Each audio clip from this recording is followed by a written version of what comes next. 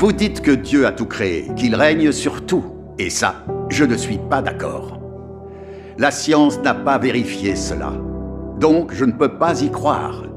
Je ne crois qu'en tout ce qui est créé par la nature et change au cours de l'évolution. Comme dit le proverbe, les paroles ne sont que du vent, voir c'est croire. Ce qu'on ne peut pas voir de ses yeux n'existe tout simplement pas. Considérons les gens qui croient en Dieu. Qui a vu Dieu? À qui Dieu est-il apparu? Expliquez-moi donc cela.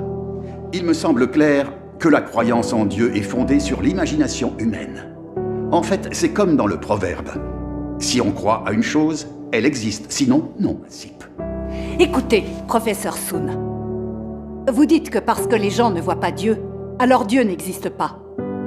Et quand vous vous prosternez devant la tablette d'une personne décédée, est-ce que vous voyez l'âme du défunt?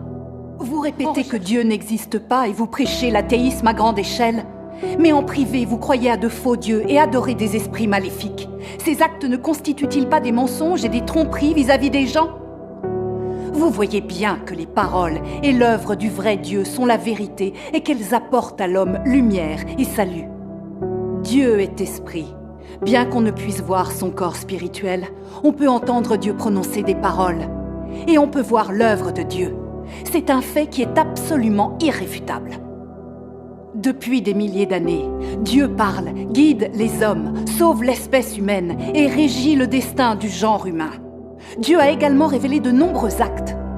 L'expérience humaine et la connaissance pratique de ces choses ont donné lieu à bien des proverbes, tels que « Aide-toi et le ciel t'aidera »,« L'homme propose, Dieu dispose », « Les hommes sèment, mais la récolte dépend du ciel », « Le ciel donne toujours un moyen », « Les plans des cieux supplantent les nôtres », « Le destin de l'homme est écrit dans les étoiles, etc.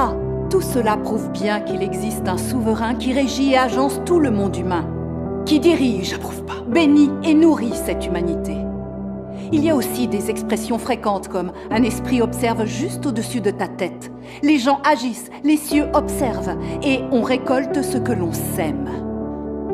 Tout cela montre bien que Dieu est le Seigneur de la création et que Dieu régit toutes choses depuis toujours. L'Esprit de Dieu observe tout.